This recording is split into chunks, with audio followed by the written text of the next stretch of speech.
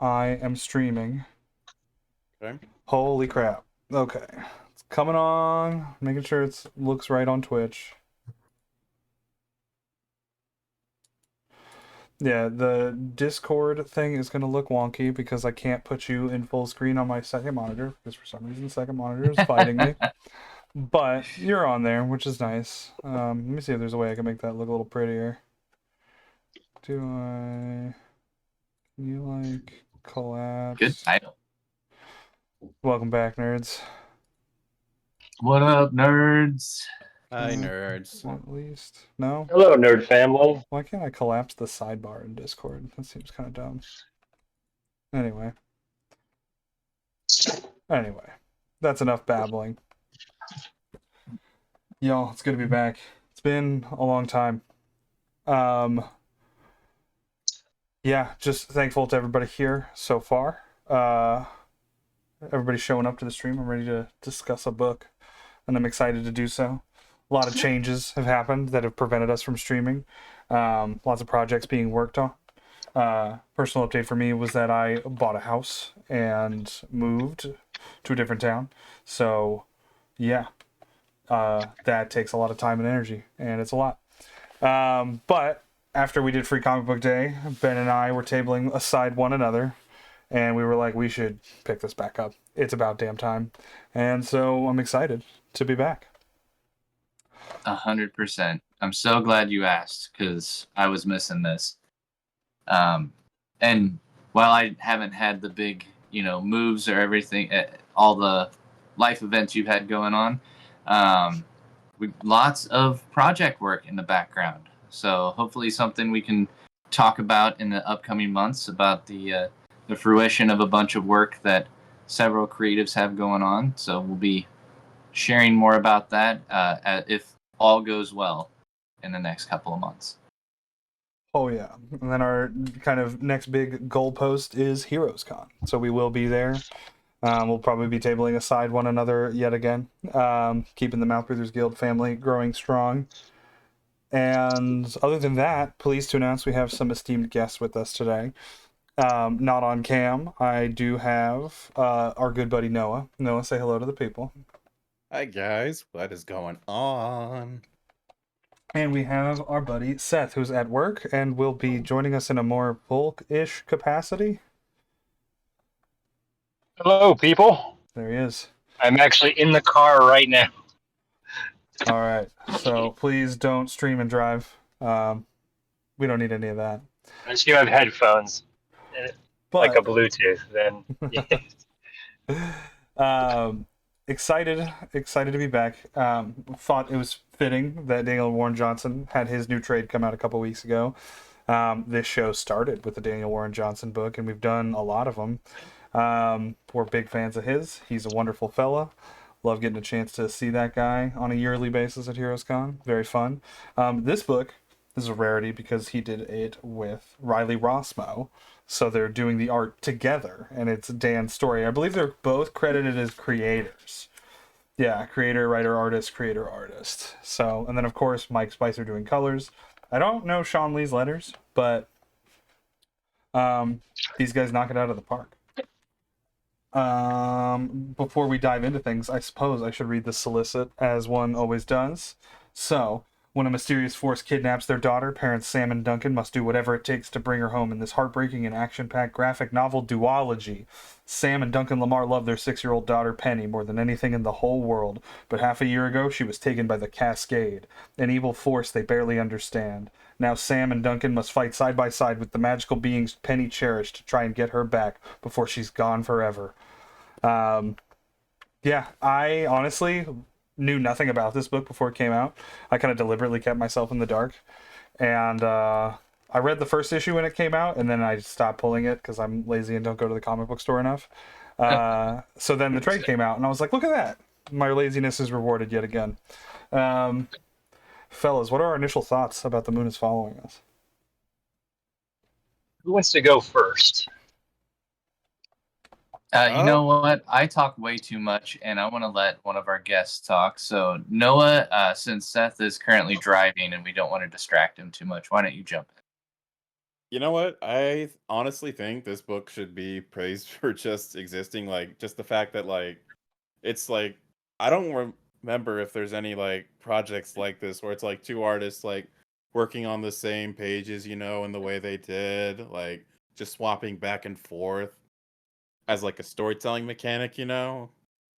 But like, I think it's enjoyable. I'm not gonna say it's like the best like comic from like both these creators, but it's still really, really freaking good. So they should be proud of it for sure. What It's about you? one of those comic. Oh, guys, sorry. No, you. You. But I don't know. It's one of those comics and things that accompany the comic, like the making of videos with it. There's two of them. If you guys get a chance, this is for the audience because I know you guys probably have seen it. But like the making of The Moon is Following Us, like if you watch that, that will make you want to go and make comics with like your best friend. Like it is like just the initial like pitch of it. I remember back in June was it just got me so excited to go read it. And like I knew too that I was like hyping it up in my head and it would never live up to that. But just the initial like drive to go read it and just what a cool idea it is that it's like a collaboration between like two artists is I wish there's more of that or it's a good change in the future for the comics medium. It's a very like do it yourself. It gives you that like when you and your friend are just like sitting down and we're like let's just go make a comic and it's neat to see it documented honestly. Yeah, I was listening to an interview with the two of them. Shout out comic book coupling, comic book couples counseling. The podcast, that podcast Good one. rules. They talk about this book, and like they really like made it a point to like really like say we weren't going to do it together if it wasn't going to be like the right story. You know what I mean? Like it was just purely something that they wanted to do and like stand up just like purely out of passion. You know what I mean? It was just like the perfect project for them to like align themselves to. They apparently tried to get a Superman book done and they pitched it to DC and DC rejected it. And so then they thought about like trying to turn that into a creator owned book and then just kind of shelved the idea altogether. And I Ugh, kick that makes me myself. so mad. I know. I know. I really, really Why is would it love to always read like that. Yeah. it's always these ideas like, oh, this will change comics and it's really, really interesting. It'll cost you like nothing to print, and they're just like, nah, I need two more Batman titles. Like, why? Like, it's almost always like a win. Like, it's not like two celebrities that they just took off like the convention circuit and like, I'm gonna do a comic about me. It's like it's people that like know the craft and can do it and like have an idea and like the pool is small for people that are interested in this that make stuff. So like why would you not want their expertise like making new properties or new IP? I don't get it. What I do appreciate, Kev, is that Image just shows kind of their faith and trust in Daniel. And when he's like, hey, I want to make a comic book with a buddy of mine that's also a talented creative, that at least Image has the balls to say, do it. I mean, Riley is very established. He has done some really crazy He's books. a known quantity, yeah, and Yeah. he's done some great books on his own too. Like I think he did Sandman recently for DC, right? Yes, and the big one that he did was Martian Manhunter. Wait, that was him? Not like the absolute one, but he did a run on Oh, Martian okay, Manhunter. okay. The absolute one is Dennis Camp and forget the artist name, but he's amazing. Yeah, if you just Google Riley did. if you Okay, Google Rossmo and Martian Manhunter, just his concept art alone is fantastic. He also did a really fun short for Batman Black and White that's specifically about a bat that's being tortured. and like he's able to play with it so much. It was a really fun short story. But seeing these two guys together, I mean, when I try to picture creatives that could complement each other, they, in some ways, they have similarities, and in others, Riley's style is a lot more cartoonish, I would say. And not to diminish his style at all. It's just I feel there's more of a playfulness to it, and Daniel's is much grittier, right? That there's so much action and impact and everything that goes on in his, whereas Riley's is just more playful and can lend to just some fun scenarios. So when I first started out thinking, how do you put these two creatives? I didn't know how it was going to go, but the execution itself, as you're flipping through there, Kev, kind of shows and probably can let us get into the story a little bit, just how they utilize Riley's style versus Daniel's style. Yeah, and I mean, to be fair, there's like a very much an aesthetic purpose to like that cartooniness and like the stark contrast between the two realities, because like the dream world is like, the imagination of a child. All right, we to kind of get into the plot of the story very slightly, for those who are not familiar watching the stream.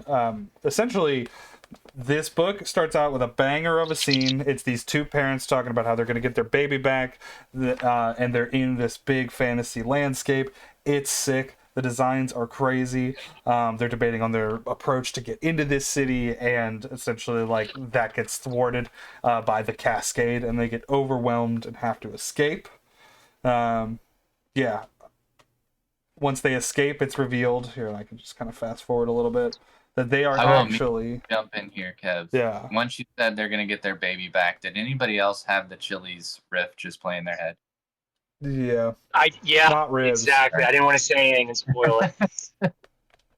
All right, back to you, Kev. They wanted to get their baby back ribs. They wake up in reality, and this is when Daniel Warren Johnson takes over. And I think that there is like definitively a somber tone to his art, because it's the harsh reality of their child with this sleep condition, basically like paralyzed in sleep. And so the only way that they can save her is by going inside of her dreams. Which, also, side note, that those pages when they wake up in that first issue are some of my favorite pages that's done. And I don't know why. Like, I just love them in the kitchen, them going to her room, them on the bed waking up. Like, I don't know why it works so well. I don't know why I love it so much. I mean, he's just good at portraying a lot of emotion in his drawings. Like, you can just feel it, kind of his heart and soul wake up in the reality with no ribs. That's right. I don't know. Very intimate, very chaotic, very emotional. It's kind of interesting how they're both like so stylized, yet like it manifests completely differently, like between the two of them, right? Like Riley Rossmo's is very like light, fantastical, right? Even though it's got some very like intense beats and scenes and stuff. And then like Daniel Warren Johnson's so heavy and intense, like very like, I don't want to say weighed down because that's kind of gives it a negative like implication, but it fits so well, and it's so cool that they managed to figure it out. Yeah. Like, who was the right one for the right job? It's pretty sick because they like were literally mailing their pages back and forth. It wasn't done digitally. Yes. Like, they were doing it all traditionally. And like, I just like the idea of getting like a page with like a few panels from Daniel Warren Johnson, and then him being like, "Now finish the page." It's just like a really funny prospect for another artist. Yeah. I will say, go back about a year and watch some Friday with D-Dubs, because there were days that Daniel legit just pulled out pages Riley had already done work on and would fill in his open panels, like would draw on the page and put his open panels in. It was really cool to see the process. That is sick. It's hard to watch that every Friday night, you know what I mean? So I try to catch up on them, but Friday's a weird day to have a stream. It's a Saturday or Sunday watch for me. It is not a Friday. Love it. I really like this first scene. Kind of walking back to when we're first in Fantasyland. The world building is really cool. They don't kind of spoon feed it to you. You're just kind of thrown into the action, and they're throwing around a lot of jargon. And then, like, you're kind of getting these rules established of the universe, and like the magic cube that I've got on the page here, like spawning a helicopter. I did really love the weapons merchant, who was like very explicitly inspired by the fucking guy in Resident Evil 4. What are you buying? Yeah. I mean, this, like, the creature designs just like hit me hard right off the bat. Like pig face, this guy, and then the frog dude. I forget his name. Rio's my Brio. Brio. Yeah, that dude is sick. Big into the frog, man. Smoking a cigarette. I loved the way they kind of animated him, like pulling the cigarette. I will say, pig face. It was interesting to hear because I think it's on the documentary, that small documentary that Seth mentioned. But that was something where Daniel, as he was writing the script, like had this idea. You know, I've got this merchant that I want to be a big feature in the story. He's like, but I don't have any idea for it. And Riley was like, no, I got it. Like I'll take it from here, and sent him the concept art for the character, and Daniel was just like, whoa, like that's more than I could have ever imagined. Just for Daniel to say that blew his mind was pretty awesome. It's like, yeah, that's why you trust them. You know, it does show some implicit trust that both of them are just, you know, masters at this craft, and so, you know, let him cook, man. Let him do what he does. Oh yeah. I love the little baby arms. That's what got me. Just look at this fucking guy. Just, yeah, those fat baby arms are killer. They're The just fat so- baby arms and the stitch shut eyes and like that weird Cabbage Patch looking face. Yeah. It's just, Wearing a to me, bat it's almost cape. like nightmare fuel. And interesting that they rely on this character so heavily. The one piece that I don't know that they explicitly explain in it is, even though they need help, like this merchant, this pig face merchant, does require a price. And anytime he like pulls memories or pulls something out of them, there's always these weird little tentacles with these suction cups on the end that, to me, again, I'm just like, this is not a happy dream figure. This is definitely something creepy as all get out. That just such a cool character. Yeah, I like that he's sucking the life force from these people. And the tentacles have like eyeballs and stuff, and it's so sucking up their life juices, which I think is really funny. Yeah.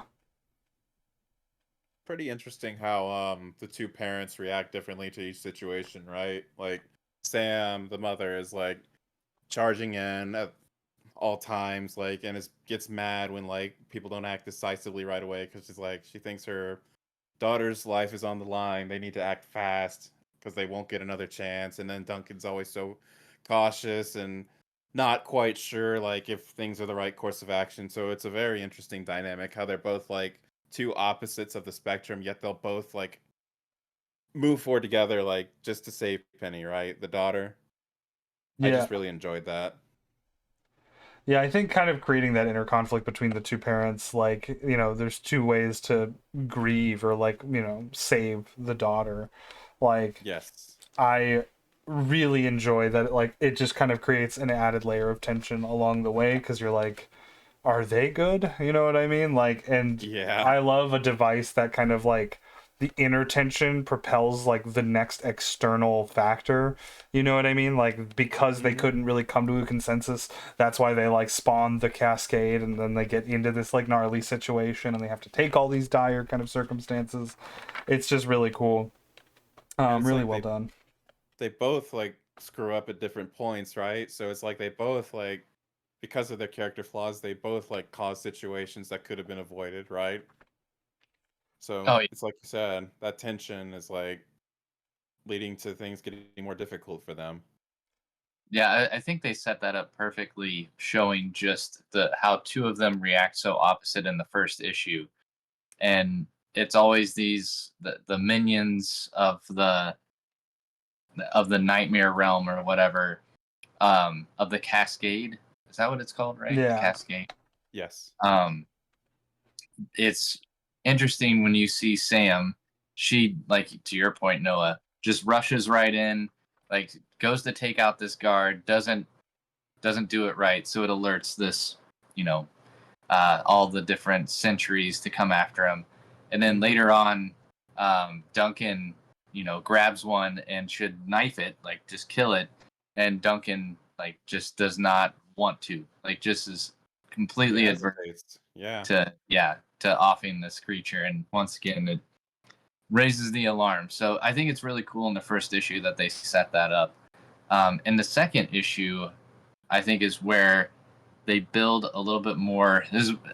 Daniel always loves adding depth, and despair. Typically his characters are always impacted by some type of adversity or emotional trauma. And we see that, I think, at the very beginning of issue 2 is where we see Sam essentially at someone's bedside as they're dying, which just adds that next emotional layer. So, like you said, we know things aren't good between Duncan and Sam. They're both dealing with the loss of Penny or trying to save Penny in their own way. And then we add more trauma on top of that, finding out that, Sam in the past has lost somebody that was close to her. I am just like fully obsessed with this page with the guy being carried in on the owls. Yeah, that is a great splash. You're right. Tash. We didn't even talk about Tash. Yeah, our, I guess, villain of the book. I haven't read beyond this trade, so we'll get into that. I don't know. Yeah. Some sus. I will have to say, if they could just get rid of the Tash character, I wouldn't complain. I do know that it adds some conflict in there, but I like almost the simplicity of dealing with the dreamscape and what is trying to take Penny, like to dive Penny into more and more of this despair. Having Tash there, I almost feel like it was a device that they needed to overcome in the first couple of issues just to, I guess, provide them with the more ability to explore the world. And they needed Tash to kind of set all this up. I don't know. I have to say, that was the one thing I struggled with in the first 5 issues. I'm like, all right, we know he's got something going on. We know he's lost his daughter. It kind of sets up the fact that Tash has lost someone close to him, so he's going to help this family try to save their daughter. Shocker, not entirely the truth. So, yeah, I mean, I'd like to put a couple points out there. One, it's not like his betrayal comes out of nowhere, right? Like, they set it up. Like, he's clearly got something going on with the arms dealer, and it's not like all above water, not all like out in the open. And then well, how did you guys feel about it, like going straight into like the final battle in like the first 2 or 3 issues? Like, even if you didn't know that it was like 10 issues, which is what they say it is, like, how did you feel about it coming up that early, the final battle? but it's not really the final battle. It's not really, but they say it is, right? They set it up that way. Well, I mean, I think, like, I'm a huge fan of the heist gone wrong story trope. You know what I mean? And so, like, the big set piece is the heist, but then it goes wrong, and the fallout is the point of the story. So, like, Yeah. I view it similarly, where, like, having such a big fight so quickly means that the stakes are either going to increase or it's going to be this, like, tragic collapse, basically. And typically Daniel Warren Johnson doesn't go for the tragic collapse. He goes for the much more uplifting story. So, maybe it's just kind of an inside baseball thing to just want to anticipate, another bigger battle, a bigger bad, that kind of closes out the 10 issues. Yeah. All right, I'm back. Sorry, guys, I lost internet there, and now I'm on my computer. So, No Welcome worries. back. No worries. what issue are we on? Here? We're just kind of flipping around right now. somewhat issue Yeah. 2 or 3, but All right, let me jump up here. we didn't like dig into like a lot of the, because like the whole first issue is a lot of like no explanation of the lore, no hand holding. It's just kind of the story unraveling. So I do like that this is like our opportunity to kind of slow down and understand what world we're even in. So like explaining, the science of sleep and that we're in this dream world with the doctors, and then going into the dream world for the first time and realizing the connections between every character and the toys that she owned as a child. And I think that idea is fucking rad. It is so cool. And starting with Brio, Cupcake, the frog, who's very defensive, that he's a toad, and with an eye patch, like he's just badass as hell. And No, then not a frog. Yeah, and then you I get the will say, reveal of all the you go- toys. If you go to the last splash page of issue 1, it is. I don't know where the issue breaks are. They don't have it clearly laid out in the trade. Sam and Duncan are standing in front of Penny's bedside, and it's just a big splash page of it. So you're in the real world setting, but there's toys everywhere. And as the issues progress, you will see like these toys show up in the dream world, which is really cool. So it is essentially all stage setting, so you will see these characters reoccur, but just in the dream form. I didn't even notice that at first. Well, also there's a guy that looks like Tash up there. Yep. Mm-hmm. So that's a lot. And then there's a big tiger. Wonder if they play on that. I can't remember. The tiger that becomes like the giant tiger that Sam rides in future issues. Oh, that's the right. bear. Yeah, the battle bear. Battle bear. I think The unicorn. See, I do wish they added those little splash, like, pages of dark to dictate that I was between issues, because I was kind of guessing when I was reading this, like where the issue breaks were. But it made it read like Usually, a breeze. Image's trade designs are really well done. Yeah, it's just straight from one comic to the next. Just boom, boom. Yeah, that's interesting. So Come on, boy. Just a couple more pages to do chapter break inserts. That's all you got to do. I know. It's not like this was a particularly beefy thing. It's only 5 issues, so. But I digress. The bunk bed also makes an appearance later in the dream world. Oh. Rock on I it. wonder if On it again. I wonder if they, with issue 2, if it almost would have flowed better. What was that again? If they did what in issue 2? Oh, if they started with issue 2, I'm wondering if that would have worked better. I'd argue no, actually, because it's kind of like they're trying to like get you like hooked on the world, like in the first issue, right? So like just starting out with like that, whole origin story, that might like not quite catch people the same way issue 1 did. Yeah, and I think that gives you the gut punch reveal that they're like it's not actually a fantasy book necessarily, you know what I mean? There's grounding to the real world here. Mm-hmm. I think that's like effective for the end of issue 1, and then kind of primes you for a more Brock, come on, keep things productive here, okay? Don't just riff with me. I want educated discussion, as we are clearly having. I am definitely not riffing at all. I think I was incorrect. Maybe it's issue 3. I think issue 3 is where you deal with Sam's loss and Penny seeing her mom like deal with the hospital scene. Sorry.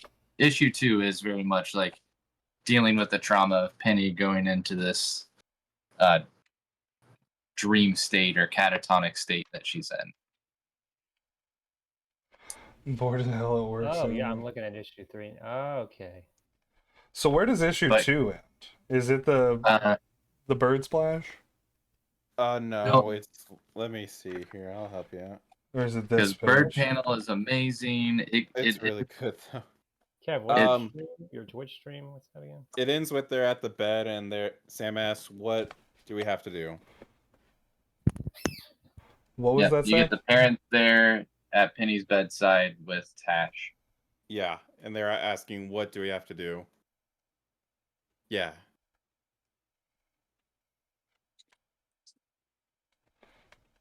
Wait, Kev, what's your Twitch stream? TV Spicy _MBG.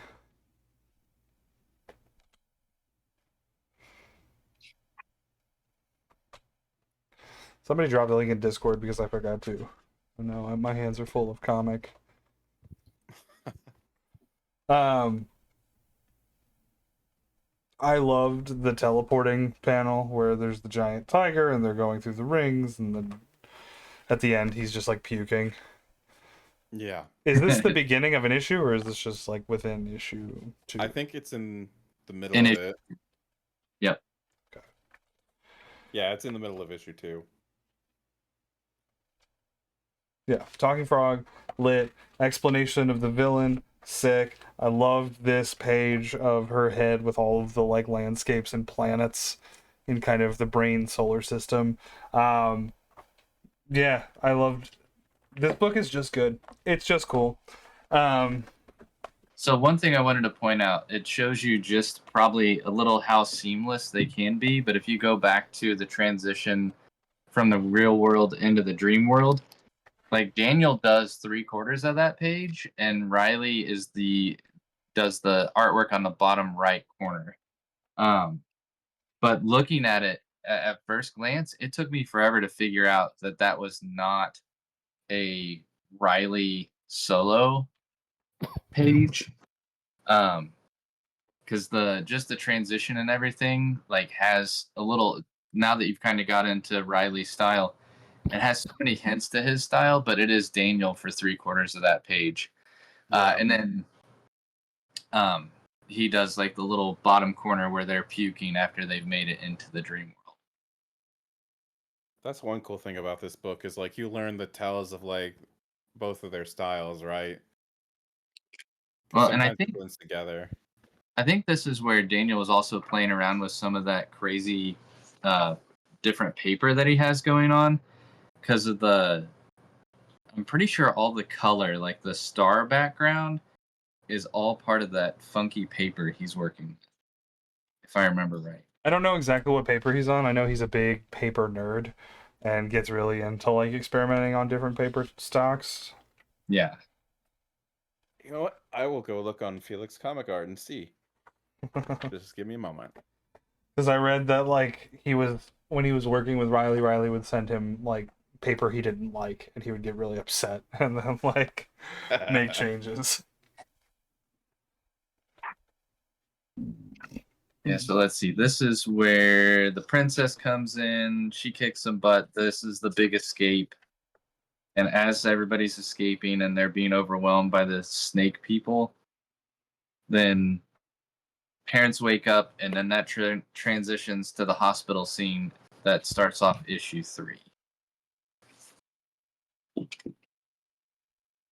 So the last line is, "I had a daughter once."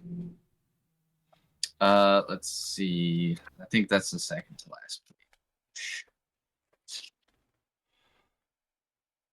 Yeah. I had a daughter once. I can save your baby girl, but I'll need your help to do it. They both look at each other, and then it's the what do we have to do? Then transition to the deathbed scene of issue 3. Yeah, I think issue 2 is just really strong. Kind of flipping back through it with kind of establishing the stakes and some of the logic of the world and like what everything is. Establishing the threat level of these bad guys and that they want their daughter and that all of this is very real, and then grounding it to like the high emotional stakes of whatever this trauma is that the daughter, I forget her name, I'm sorry, is dealing with. Penny, as she sees her parents like grieving somebody else. That's at least my interpretation of it. And so there's some level of trauma that's going to be at play here. I don't know what's going to happen. I'm really excited to read on. So Ben, that wasn't the funky paper you were talking about. It's just black and white in the original art scan. Dang, I thought that was some of his funky stuff. I can I'll post the page in the art discussion channel. Sweet. Oh man, these first 2 pages are actually hitting me hard.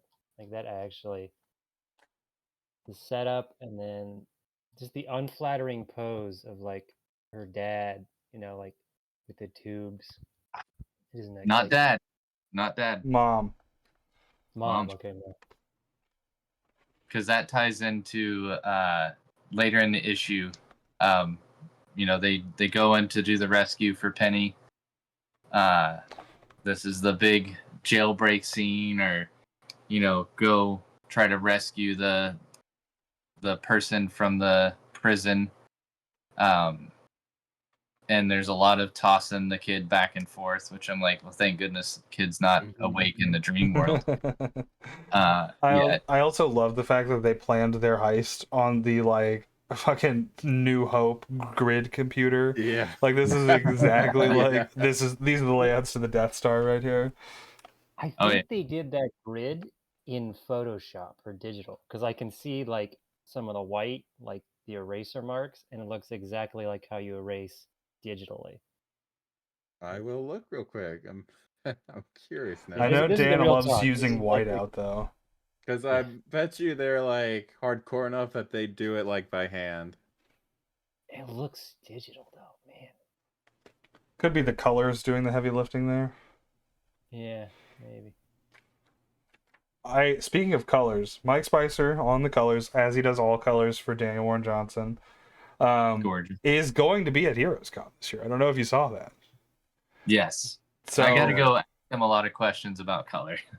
So yeah, I guess him and Daniel Warren Johnson are finally going to meet in person, which is insane. I They had should that just right. work together forever. Honestly, like they found the button, and they should just stick with it. What I love about Mike Spicer's colors is that he's so versatile. Like he does books where his colors are just like super flat and simple, and they're like perfect. And then he has books where he's just like, just the shading and like the texture he's putting with his colors is just like, it's beautiful. It's beautiful. It's so deep, so rich, so crazy. And yeah, this book is like It's that. how he's coloring Riley versus how he's coloring Daniel. Like for Riley, he does a lot of like almost cell shaded, versus Daniel's more gradient. Yeah, it is really cool, especially just you can see the way that he's fading or transitioning the shadows differently between the two. It's so cool. I did want to point out, so during the prison break, there's two things that we see. One, kind of in the background, we see Tash and the pig face that are there to discuss business as the parents run off to go save Penny. And then my favorite is when they go to blow up the tower to rescue Penny. Brio has a little like flip phone, like almost like a little Nokia flip phone that he uses as the detonator. I'm like trying to think. It's almost like the kids version. When you see at Target, you go buy the baby section, and it's got like the little push button. What is the baby version of a cell phone? And it just looks like that baby cell phone version as the detonator. I thought that was just a fun little touch. Yeah, I imagine like just having like inspiration around in the form of his kids' toys, because I'm pretty sure Riley Rossmo has a kid, and like just kind of mining it for like design inspo. Yeah. Yeah. Goddamn. This panel is so good. This is some old war comic shit. And I love the battle Oh, bear. We've got company. Come on, Dan. Are we still saying we've got company? Oh I yeah. I love how fleshy the snakes are. Like they really like the tongue, it just kind of like bleeds into like these weird textures and shapes. And like yeah, like just how Yeah, they ooey look gooey the so- inside of this snake is. They look so disgusting. I love it. Also, they come out of the snake. They're like the snake's tongue, which is like, oh, like it's different and also like nasty looking. Almost like a dune sandworm or something. I also love, this is the first time I noticed it while flipping through it now, but I definitely caught it while I was reading, was how they would do these little insert panels like on bigger, pieces, just to kind of like highlight the action and direction and like framing of these other little panels. I just Yeah, thought that I love was, it. it's just nice. It's just a good way to create something to kind of break it up and guide your eye Now, along. here's a hot take. when do you think that works, and when do you think like it's not it's like it doesn't serve the thing? I would say it doesn't work in a lot of old 90s image stuff. I will say it works anytime Daniel and Riley do it, and it doesn't work when I do it. Does that help? I don't know. I also think with the 90s image books, like the entire purpose of those comics in my eyes is that they're just like artists like kind of like masturbating on the page a bit because they're like, look how free and Yeah. unedited we are. And like they're cool. They all look amazing, but like I just don't actually like those comics that much. What's like Yeah. their individual panels are cool, but like good luck reading them because like the storytelling, not like the story itself, but like like panel to panel flow is like if there was not text in here, I couldn't follow this, and I like do this crap. So one thing I want to ask, because you pointed out the snake piece, and the page you're on, Kev, from what I can see on the stream, was that giant snake photo as he's wrapped around the prison coming up. If you look, all those like nightmare creatures, as you pointed out, they're coming out of its mouth and everything. It almost looks like it's spawning them off the creature itself. So I don't know if those are people being tossed around from battle or if it's just legitimately just these things are it is this amalgamation of these nightmare creatures. That was something that I noticed as I read through it this before this stream, was it seemed like it was just this creature itself was what spawned all this, which Yeah, I hate snakes anyway, so snakes are kind of my nightmare. I mean, lots of people are terrified of snakes, but like I don't know. I guess I enjoy about a lot of these kind of moments is that the logic is still being figured out, like from Mhm. a reader's perspective. You know what I mean? There's nothing that's been clearly explained. So like they kind of generate out of nowhere when they get chopped in half. They like splice right back together. Like there is this kind of like terrifying force behind them that I look forward to being uncovered, or like explained in some capacity. But yeah. Hmm. Oh, I love the moment in here. So I think it's in this one, and then there's a follow up in issue 4. So unfortunately, our army bear does not survive long. One of the like snake humanoid things rips its head off, which I thought was really freaking cool. Um, but you get Sam throwing the magic hammer, Thor's mighty hammer, and busting open the mask of one of these two snake humanoids. And this is where we kind of get an inclination that maybe dreams can cross over, or maybe that this is just part of the bad side of dreaming, is you have some of these emotional things that you hold on to even in your subconscious. I don't know. Yeah, What was your interpretation of that? that's kind of a similar read for me. Um, I really think that it is more about the trauma that Penny has with this experience with like grandma being gone, like how that impacted her mother, maybe frightened her. Or there's just kind of this adverse response to grief that the mother has that we'll find out later on. Like I don't know. I'm trying to keep like just only read the trades right now, so that way we can have these kinds of discussions, so it's all relevant to like the page. No spoilers is what I mean. But essentially, like, yeah, it's not necessarily that the mom is in the dream, it's more that she's a manifestation of trauma. Something scary, some evil force in this child's mind. And we get a great page of Dan and Riley splitting the work. Dan, Riley. Just really cool. Mm-hmm. Oh, I didn't even notice that. Their styles almost like they're different, but they do tend to blend together sometimes, like as you're reading it. I think that they're kind of a part of a generation of artists that are all like very similarly inspired by a lot of the same guys.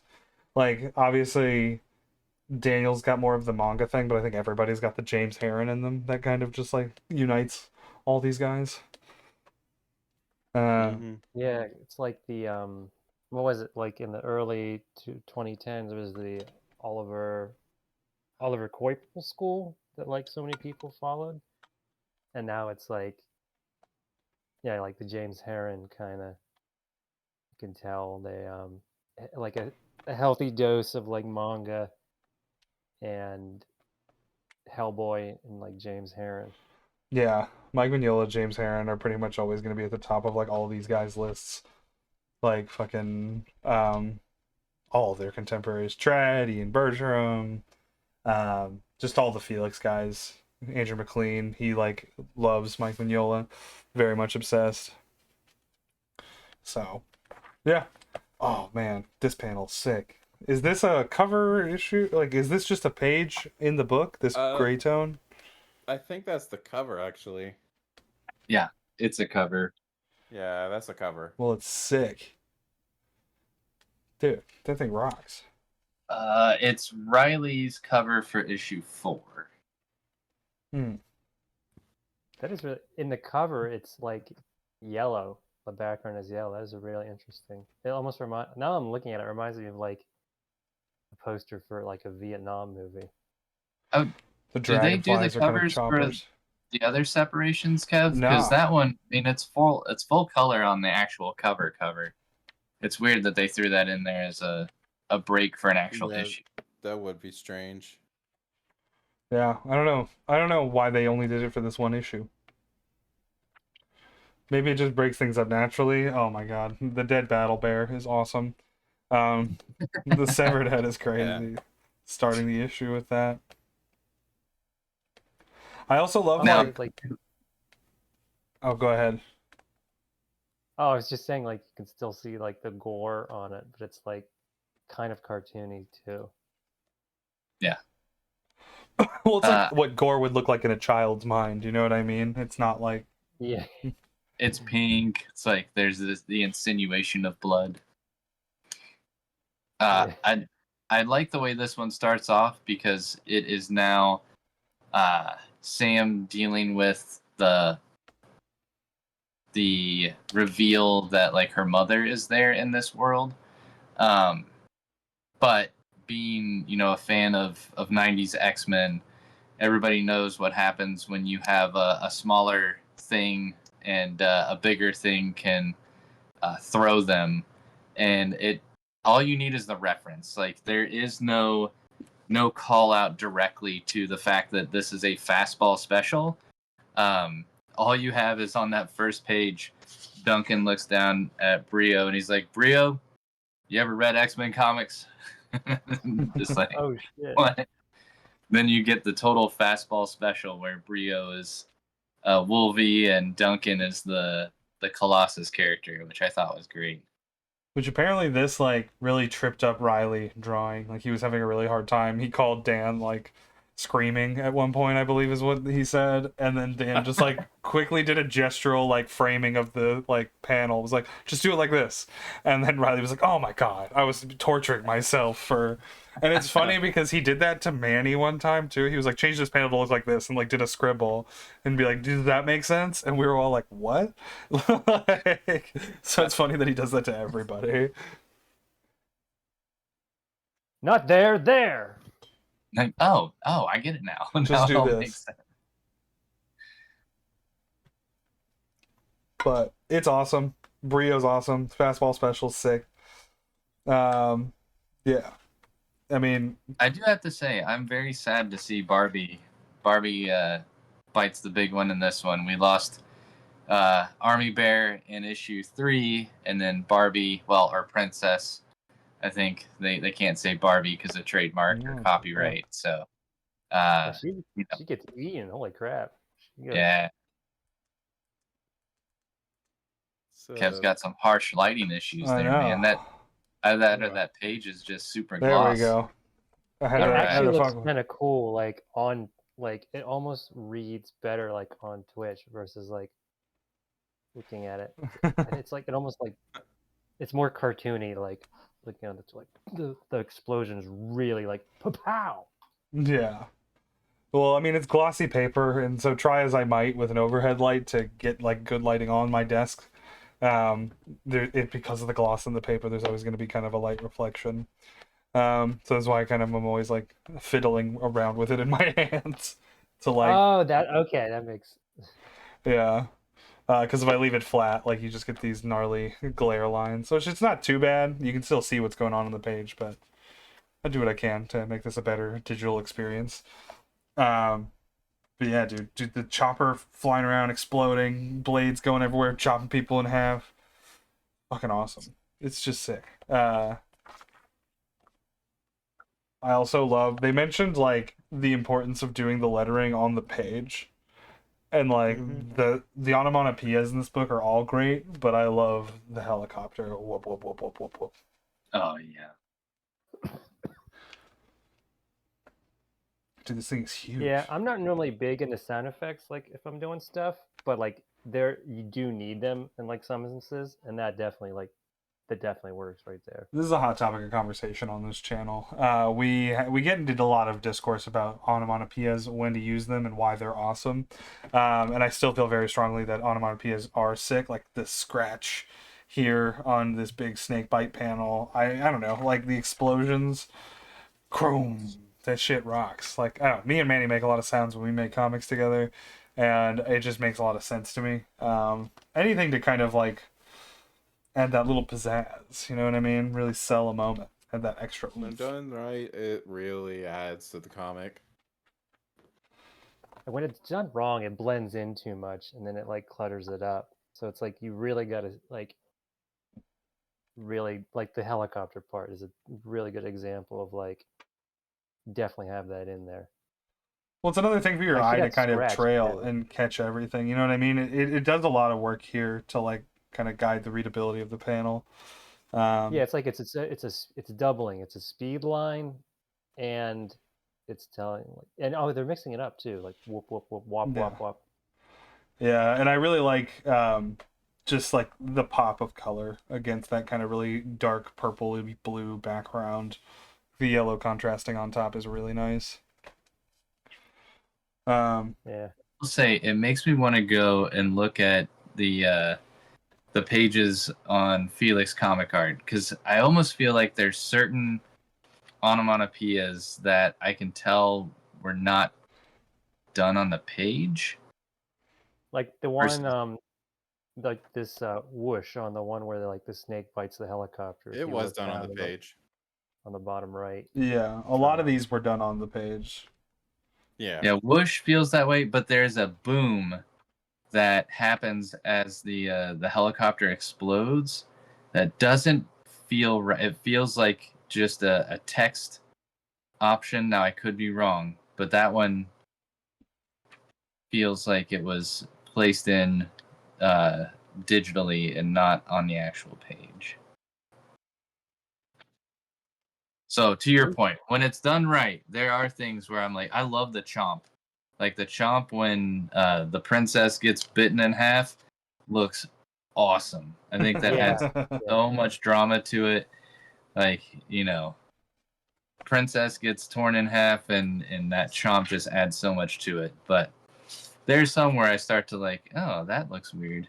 Like the scratch, that scratch looks so much like, you know, standard Daniel Warren Johnson scratch. I assume it's Riley kind of, you know, doing his version and playing with it. The same with the chomp. They just look so good. It also helps that he did it like over the panel border, and boy, that can sell a lot of like three-dimensionality to Yeah, it. well, how big is the moment? It's so big that it exceeds its own panel, like its own composition. Yeah, it's this is brutal. Her still holding the kid while being chopped in half. I also love the Yeah. design on her see her jetpack. slump Those like over. floating rings. That thing is sick. Yes. Barbie Avenging Angel. My favorite is you've got it's all three of the panels with Barbie on there. The chomp and just her body angle and everything, trying to hold on to Penny, and Penny's just kind of laying there lifelessly while Barbie's in the mouth. And then after the grandmother takes Penny away, like that panel where the snake still has her in the mouth and she's just now lifeless but has that Barbie doll pose where it's just like, you know, you can 90 Yeah. degrees the wrong That's way. sick. It's so good. I'm sacrificing Barbie. It's fantastic. And those little touches, there's so much that granted you have to do more than just like, yeah, I'm reading a comic book. You really have to immerse yourself in the world, and it pays off. It sure The do. transition when Pigface shows up, I love Pigface, like transforming from a bat into Pigface. Oh, it's so cool. He's like a larva bat thing. Like he's just this grub with wings. It rocks. Also, he's kind of cute. Like he has that cute face. Like you feel like he would talk like Meatwad if they ever make this like an animated show, which they totally should do. Like I feel like this is a perfect transition into like the animated format. Come on, guys, what are you talking about? This is the best Ernest weapon. still. I got you an AK-47. You will bat. Transitioning back to Dan is really dark and heavy. Quite literally dark and heavy. Like this prominent black border on the page composition just like really, yeah, insulates the tenderness and the heaviness of this moment. I also like that he did like a lens flare on this panel. Oh, one thing I do want to highlight, man, like he's so good at interiors, like holy shit. Even like what's supposed to be mundane stuff, he just does so well. He ain't have to do crazy, all like- that. Yeah, right? He didn't have to, but he did it anyway. Interior bedroom. I'm gonna draw the hell out of this panel. Just wait until you see all the boxes and books and stuffed pillows and things on the nightstand, the book bag. Like it's he's just going even in this closer up two shot, like you get the bookshelf in the background here on the bottom left panel, and it's just like the level of detail is nuts. I also look at his camera angle on the bottom left. Like it's not just like 1 point perspective. He has 2 point in there, but it's just a different like perspective. And even the middle one where it's outside, like that's a very different. It's slanted, so he has so there's 2 point. The lighting in the car too. It's cinema. It's cinema. That's what I love so much, that he watches all these movies and he just takes so much inspiration, not just from comic book greats, but like movie director greats, and it definitely shows this blend of all the things that he just loves. It's so cool. And this guy would make a killer like animation director, I feel. This tree splash page is my favorite page out of the whole book. It's perfect for me. I love the roots, all the details in the roots. Yeah, dude, I'm blown away by the grass down here on the bottom, like how they did like the little like upstrokes of the blue on the bottom. I don't know why that it just works so well for me. That's all Spicer, man. That's all Mike. Putting the little color details in there. Yeah, the contrasting it with the heavy orange glow of the headlights is just mint. It's great.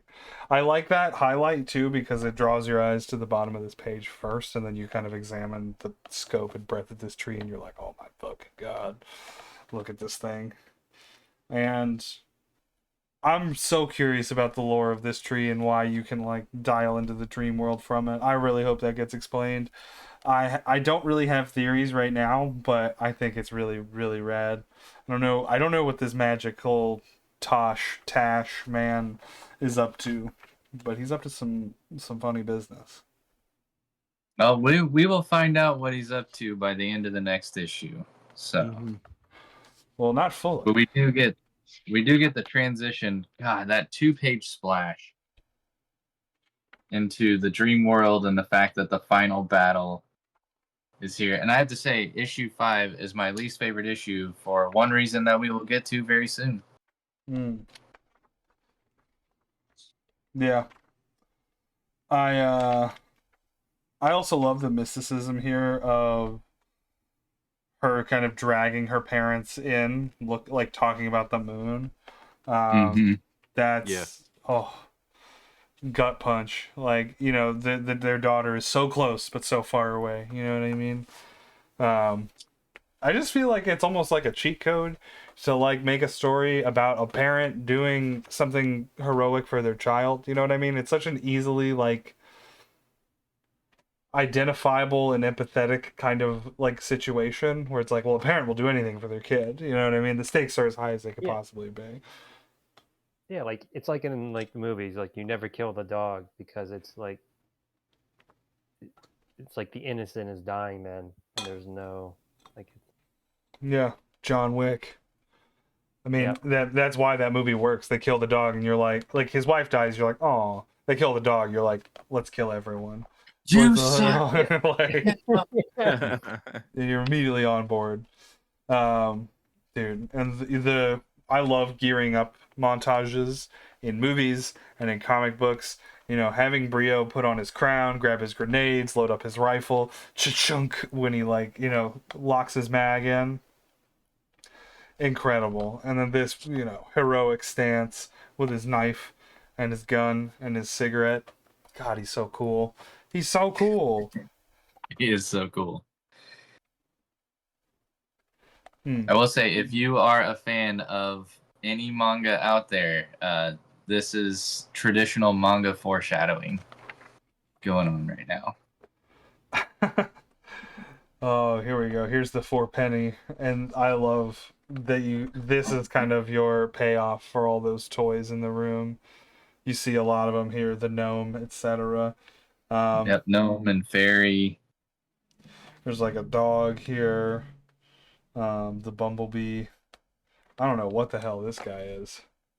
And there's some weird ones in there, which is like, I wonder if Riley is just like, I don't know, I'm gonna make some weird stuff. This is Just pretty cool. fill in some details here. Yeah. I mean, it's not like you can not like you can do like character sheets for each individual back characters. A lot of it's just like I'm gonna draw a cat man with like a gun for a head. Yeah. Yeah. Yeah, I remember Manny doing that on the Western book, and he was like, "I just want to put monsters in here," and we were just like, "What should some of these monsters look like?" and just having fun with it because there was like, it's just basically for this panel. Yeah. Yeah. I also love they have it throughout the book, but like this kind of like halftone screen blur over characters in certain moments.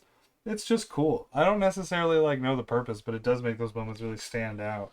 I don't know if it's ever foreshadowing about bad things to come or anything like that, but it's just a nice little touch. I will say that is another Daniel thing that I've always noticed. If you go back to do a power bomb, there's sometimes where the character's walking out of frame, kind of like they're walking out into shadow. He loves to use those halftone screens to just indicate that there's something here. We want you to focus on what's in the background, even though there are characters that are interacting in the foreground. So, but yeah, being able to see all the crap that's coming at Brio and the rest of them, then just to like give them hell. I want a little frog that like yells, or toad, sorry, that yells "give them hell." There's great use of tanks in this book, which is I feel like underappreciated. The tanks on the battlefield sequence are sick. We get a really good payoff with the tank towards the end here. I'll get into that in a bit, but yeah, I love the tank. Yeah, the tanks are sick. All the like military weapons, you know what I mean? Because like Army Man toys is at least my vision for like why these things get included. You know, I think there was like a little spaceship or like jet toy on the floor in one of the other panels. Yeah, just sick. We get some. But it helps really to good ground audio. your like fantasy combat with like some real like so like okay we're in fantasy land but there's guns and there's like tanks like okay like immediately like I can like kind of a base frame for like what kind of world or like what kind of conflicts are in it. Yeah, I will say it is very much father, mother father dichotomy. You know that you're going to as parents have just different toys, especially since I have two girls. Um, Lisa was always like, "Ah, we want to buy them something that they like," and then as the father, you're like, "No, they got to have like some Hot Wheels in there. We got to throw some Teenage Mutant Ninja Turtles at them." Like, I don't know, get some, like you were saying, Kev, get some army men and tanks and jets. Like we gotta try to give them some kind of masculinity in here. So I can almost see that as like Duncan's influence or all the military things. Like, Dad's got to have some toys if we're gonna sit down and play with the little ones. So Well, it's also toys like, for kiddos, but they're really toys for dad. yeah, it's train 100%. sets. Just wait until you all have kids. Just wait. It will happen. Be like, no, they need this toy. It's like, no, it's really for you. You just, Whoa, Star leave Destroyer the kid set? at The kids will love this. They'll love it. But I mean, also It's only like, $100, honey. it's also like the eclectic nature of a child's like imagination, you know what I mean? Kids are watching all sorts of stuff. It's not always going to be one neat fantasy world with like very tidy lore and explanations for what's happening, you know what I mean? Yes. Like take for like when a little girl is playing and they're playing like mermaid princesses and there's elements of like 18th century cotillion, but like they're mermaids and they have lasers and you're like, all right, like kids will just make up their own rules on the fly. And I think that the fantasy world has that like feeling to it, that like naivete, that freedom, that innocence. It's cute. I mean, look at this fucking thing. Ooh, it's wild. It's like those old Mighty Max things you used to open up. Nightmare Yeah. fuels.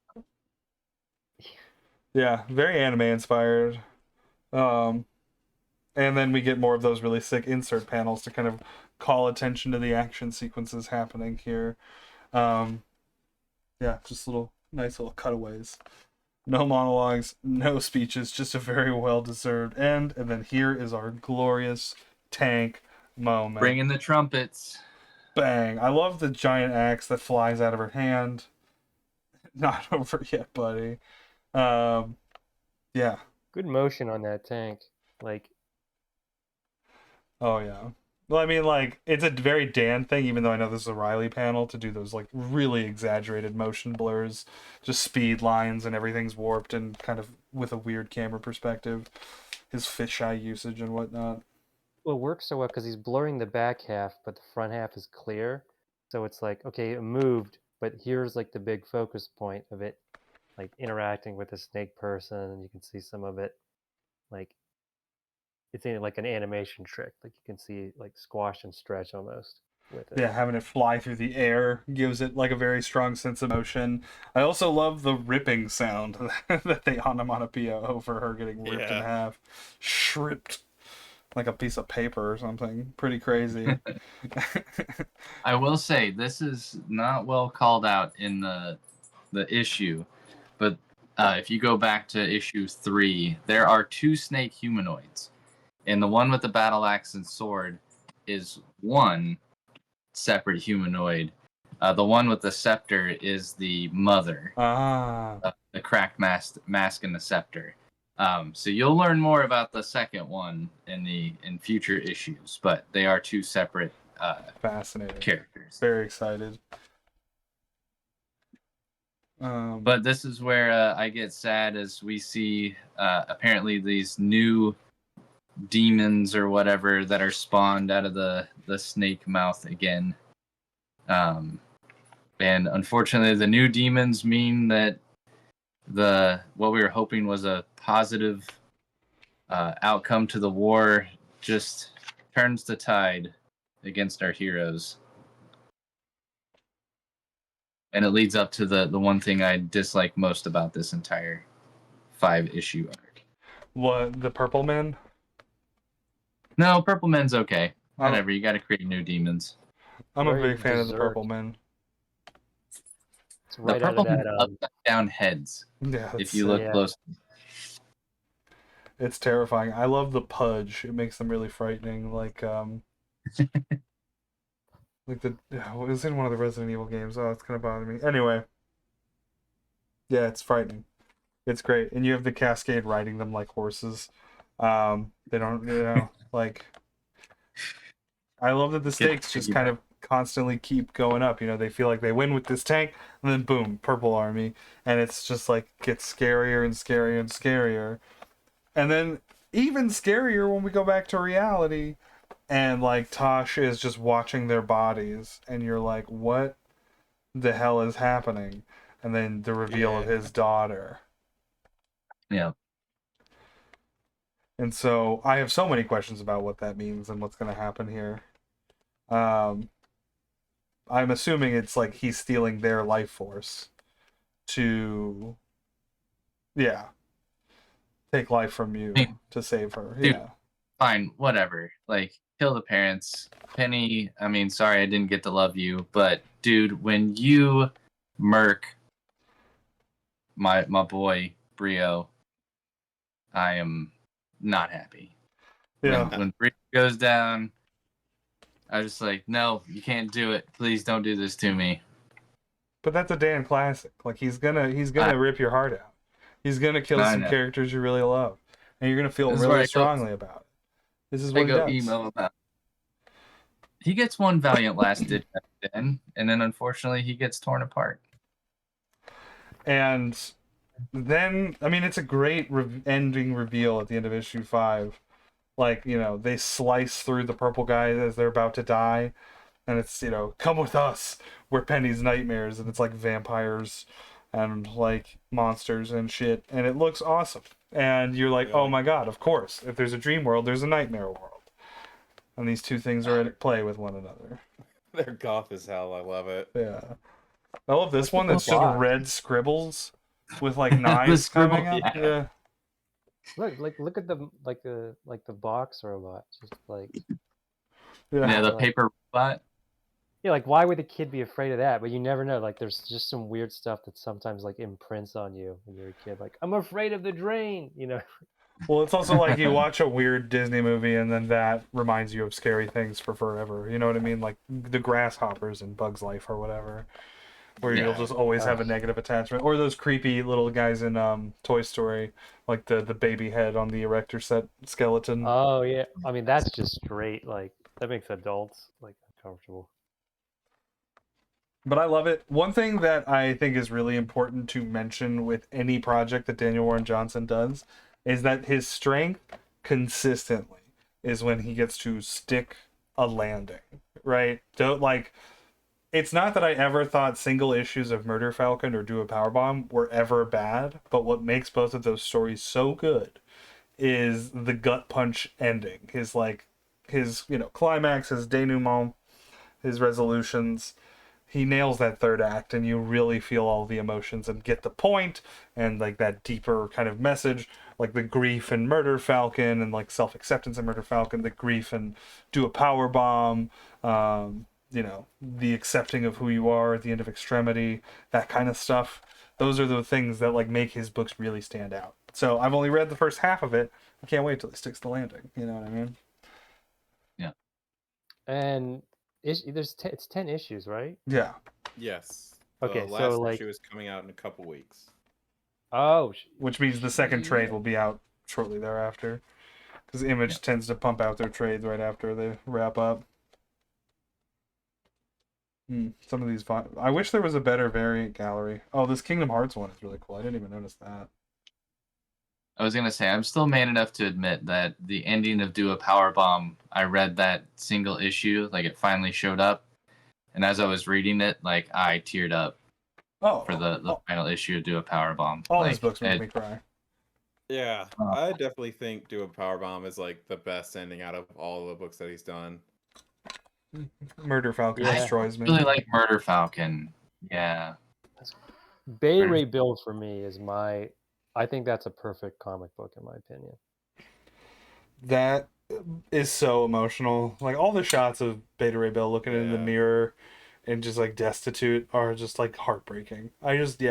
He's so good at it. And like he even like will fuck with you. Like I've like literally talked to him and been like, dude, your books make me fucking cry. And he's like, get ready for the next one. It's gonna make you cry so much. Like you're gonna cry like a bitch. And I'm like, damn it.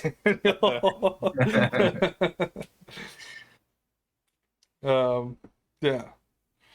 And he like I was listening to an interview with him and he was describing writing the ending of this book and his wife read it and cried and then she read it a second time and cried again. And he was like, I'm so happy my wife cried. I'm so happy I made my wife cry because that's how good the book is. You know what I mean? So I'm excited. Not to put unreasonably high expectations onto everything happening. You know what I mean? But All right, Daniel, if I'm not Yeah. crying by the end of 10, I'm gonna go to the internet and write a stinky review.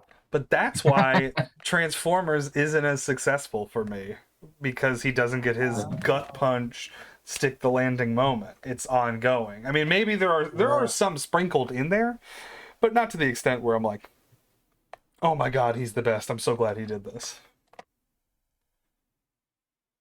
Speaking of to Transformers, there is a short that came out, and it's in like the 2025 Energon special. If you were at Free Comic Book Day, you got it for free. And if you're a nerd like I am, and we're hanging out with Noah, they actually have it for sale as well, with a Daniel Warren Johnson cover on it. So since it had Dan's cover on the shelf, I had to buy an extra copy. So good. So good. But it has a short with featuring Jazz, the Autobot, and his love of music, and it's just freaking rad. I read that and I'm just like, dude, give me an 8-pager that he's done anytime. He just knows how to make you feel things, all the things. The Murder Falcon 8-pager thing that he has like as a bonus at the back of the hardcover is so sick. Or not the back, B-side. yeah. Mm-hmm. Yeah. I love So those. But yeah, Moon is Following Us. It's hard to give it a final kind of like review and assessment, but it's really good, and I think I'm going to love it by the time it's over. Right now, again, I'm just kind of waiting for it to end, and so therefore I don't feel like I should give it any sort of stamp one way or the other, good or bad. But I really liked it, and I think that you should read it. If you don't know who Daniel Warren Johnson is, how have you stumbled on this channel stream? We talk a lot about Dan, and we're big fans of his, and he's a really good dude, and so you should support him and go to your local comic book store and buy The Moon is Following Us Volume 1, because Volume 2 I'm sure will be out within a couple months at the latest. 100%. I agree. I think that is the stamp right there. I have nothing else to add. Any other closing thoughts? He's probably the best, most entertaining, like, creative in comics current, like mainstream. Like it's really hard to find something that's at least like not interesting with him, with his stuff. Like you just really, they're kind of like perfect comic books. They're, they don't have to go on super long. They can tell everything they need to in like 10 issues. And there's more character development in those like 10 issues than are there like whole year-long runs of like a lot of different series. Yeah. I know he's got an epic of sorts cooking, so I'm excited to see what happens with that. But otherwise, yeah, he's always doing cool shit. Shout out Daniel. That's a good dude. Thank you all for watching. We're going to do this with the regular cadence. I think we're going to talk about Dawn Runner next, but we may do something different. Oh, yeah. Ben is plugging our comic book, The Tavern Maiden, which he's holding up a test print of. For those of you who didn't know, everybody who was on this phone call is actually a comic book creator. You can find their socials. Why don't we plug the socials, around, fellas. Plug the socials. Seth, why don't you go and then Noah? Just at Seth James Young on Instagram, and let me check my TikTok, which is what I'm like more results on that way anyway. Oh gosh. I was gonna say he is strongly encouraging people to use them TikToks. I don't know. I'm an old curmudgeon. I'm just like, I don't know that I can do TikTok, but yeah, it's Seth J Young Art on TikTok. There you go. Go follow him. Sorry. Heck yeah. Noah. Okay. Noah. You can find me on Instagram at Noah McCann. It's spelled MCHAN. It's a bit of weird spelling, I know. And if you forget, you can find it on the Mouthbreathers Guild website. So correct. Check me out either way. Ben. Heck yeah. At Ben_Hill_art. And we will, as I was teasing here, be really excited to have some official copies of this for Heroes Con. So if you're going to be over in the Charlotte area, June 20th, 21st, and 22nd, stop by Heroes Con and pick up a copy. But more news about where else you can find this in the coming months. So Is it going to true. be on Mouthbreathers, the Mouthbreathers Guild website? It will be. It will be once we have whatever left over from Heroes Con. We'll sell copies on the website. It will be included in another bigger project that we're working on that we'll have more news about, but we are working on another anthology. So if you read All You Can Eat, we're doing All You Can Eat 2. It will not be Western theme. We're going to keep some of the themes and extra goodies under wraps for now, but just know that it's going to be bigger. It's going to be better. There's even more artists, more talented artists. They're sick, so stay in touch with us. The easiest way to get in contact, though, just join our Discord or write into our website or message me on Instagram. Mouthbreathersguild.com will give you everything that you need. It'll give you links to all of our affiliate friends that we love doing art with. It will give you links to webcomic versions of the Renown books, ways to buy our physical comics, our newsletter. It will have our YouTube. It'll have our Instagram. Everything you could possibly need, all there. So just go to mouthbreathersguild.com. This will be up on YouTube shortly after it is live, so you can always catch up with us then. Leave comments if you're thinking about it. If you read the book after you watch this stream and you want to talk to us about it, jump in the Discord. We love talking comics. The Math Breeders Guild Discord is full of just artists and nerds talking shop and hanging out, and it is a good time. As always, I love you, and have a good night. Later.